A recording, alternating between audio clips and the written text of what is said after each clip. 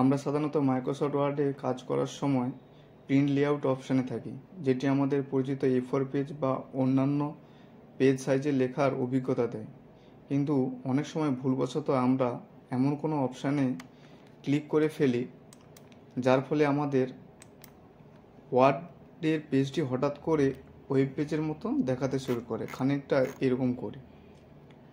অনেকে তখন পেজ লেআউটে গিয়ে সাইজ A4 পেজ করে, ওরিয়েন্টেশন, পোর্ট্রেট, ল্যান্ডস্কেপ এগুলো চেক করে।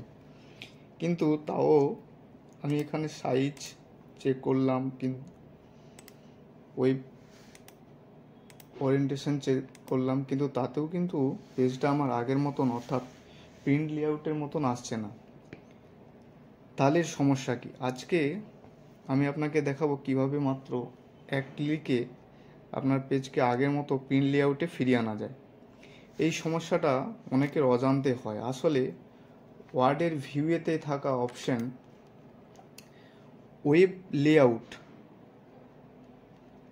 লেআউট অন হয়ে যায়।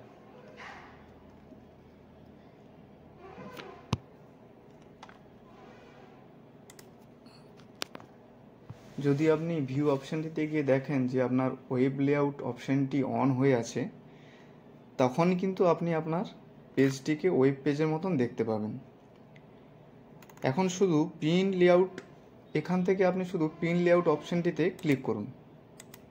ক্লিক করার সাথে সাথে দেখতে পাবেন পেজটি কিন্তু A4 পেজ সাইজের মতন ফিরে এসেছে। এই টিপটা কি আপনাদের কাজে লাগলো? তাহলে অবশ্যই জানাবেন, এবং এমন ছোট ছোট সমস্যার সহজ সমাধান পেতে এই চ্যানেলটিকে অবশ্যই আপনারা সাবস্ক্রাইব করবেন।